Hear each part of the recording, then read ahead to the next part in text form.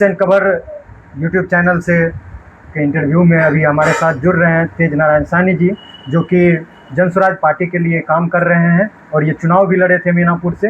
अभी बांकीपुर के जनता के मन में क्या सवाल है, ये ग्राउंड पे क्या देखे हैं, इसके बारे में हमारे साथ ये चर्चा की। तो हम इनसे पूछना चाहेंगे, जानना चाहेंगे कि आप जो प्रचार प्रसार कर रहे हैं तो ग्राउंड पे क्या माहौल दिख रहा है? ग्राउंड पर बहुत अच्छा माहौल है। जनसुराज के लिए कितने दिनों से आप प्रचार प्रसार कर रहे हैं? हम करीब 14 रोज से प्रचार प्रसार कर रहे हैं। प्रशांत किशोर जी जाने जाते हैं कि बहुत खर्च करते हैं, 2025 के चुनाव में भी बहुत पैसा खर्च किए, लेकिन उनको उस तरह से लाभ नहीं मिल पाया, कोई सीट नहीं जीत पाए। तो अभी जो बांकीपुर में माहौल बना है, ये क्या सिर्फ हवा हवाई है या फिर ग्राउंड पे आप लोग घूमते हैं तो उसका कुछ अलग असर है? देखिए, वो कहावत है, उल्टे चोर कोतवाल के डांटे। ये खर्चा की जहां तक बात कर रहे हैं जी। पिछले 25 के चुनाव में 10-10 हजार रुपया बांट के तब 202 सीट पर आए हैं जी। और उल्टे कह रहे हैं जो प्रशांत किशोर जी पैसा बांट रहे हैं, पैसा ले रहे हैं। पब्लिक के मन में परसेप्शन ये है, पब्लिक के मन में ये परसेप्शन है कि प्रशांत किशोर जी के पास बहुत पैसा है और वो बहुत पैसा खर्च कर रहे हैं चुनाव में, है ना, चुनाव को महंगा बना दिए हैं।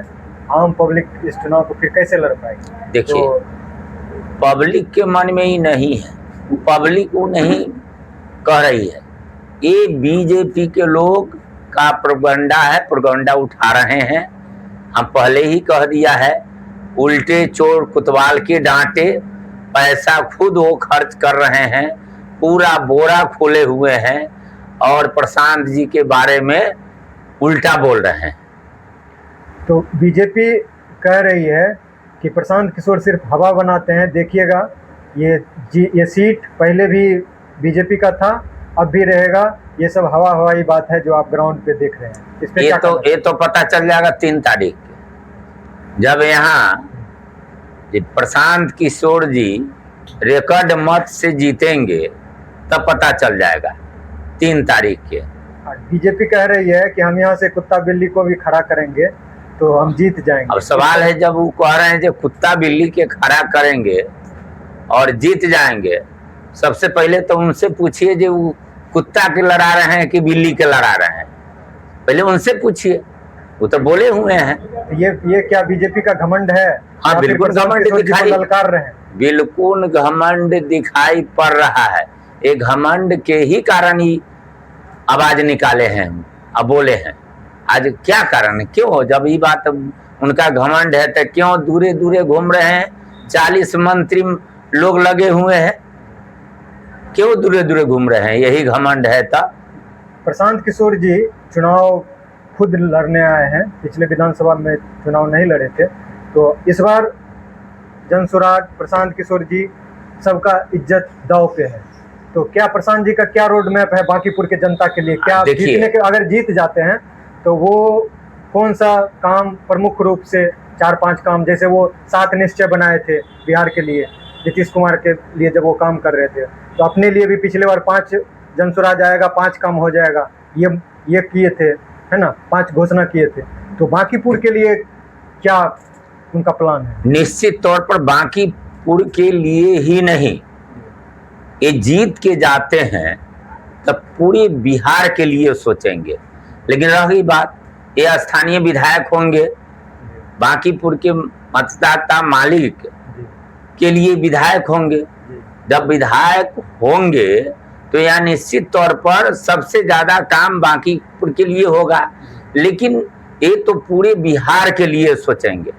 और जहां तक 5 सवाल की आपने बात कहा, जो 5 चीज उन्होंने कहा, जो जनसुराज आएगा 5 चीज हो जाएगा, निश्चित तौर पर 5 चीज ये करके रखेंगे। खास करके पहला इनका मुद्दा है शिक्षा। अब जान सकते हैं, ये देश का रीढ़ शिक्षा है, शिक्षा बड़ा चीज है। और निश्चित तौर पर हमारे बाबा साहेब भीमराव अंबेडकर ने कहा था, ये भारतवासियों, शिक्षा वो शेरनी का दूध है, जो पिएगा वो दहाड़ेगा और नहीं पिएगा वो समझिए जी निश्चित तौर पर बकरी के बच्चे की तरह वो अल्लाह के मर जाएगा।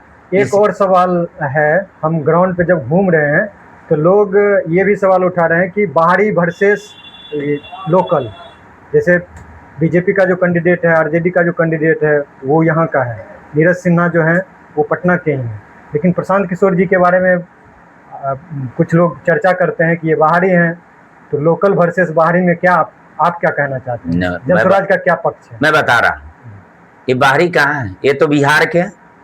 अब जब बाहरी भीतरी कह रहे हैं तो वो सबसे पहले सवाल करें ना वो नरेंद्र मोदी जी से, जो प्रधानमंत्री हैं, वो गुजरात से आके और बनारस से चुनाव जीतते हैं, तो वो बाहरी नहीं हुए। जौहर साहब कहाँ के थे, दूसरे राज्य के थे, और मुजफ्फरपुर से आके लगातार वो सांसद बने, मंत्री बने। और एक काम मतलब रखता है, यदि वो यहाँ से जीत के जाते हैं तो काम बड़ा चीज है, काम प्यारा है, चाम प्यारा नहीं है। ये निश्चित तौर पर जब जीत के जाएंगे, जब यहाँ बांकीपुर में जब काम दिखेगा तब पता लोग को लगेगा बाहरी है भीतरी है। ये तो बगल में जिला के हैं, ये रोहतास जिले के हैं, बाहरी कहाँ है? कौन कहता है बाहरी है? तो बिहारी हैं, हैं? बाहरी भीतरी ये आ गए तो बाहरी भीतरी, वो लड़े तो बाहरी भीतरी नहीं है। आज तो देख लीजिए इनका बाहरी भीतरी के बाद जो कह रहे हैं, अभी जो ये लड़का सब जो रोड पर उतरा है अपना मांगों के लेकर, यानी मुंह बंद है, बीजेपी का इनकलाब कर रहा है तो बहुत अच्छा है, और अपना मांग करने चला तो समझिए आतंकवादी है।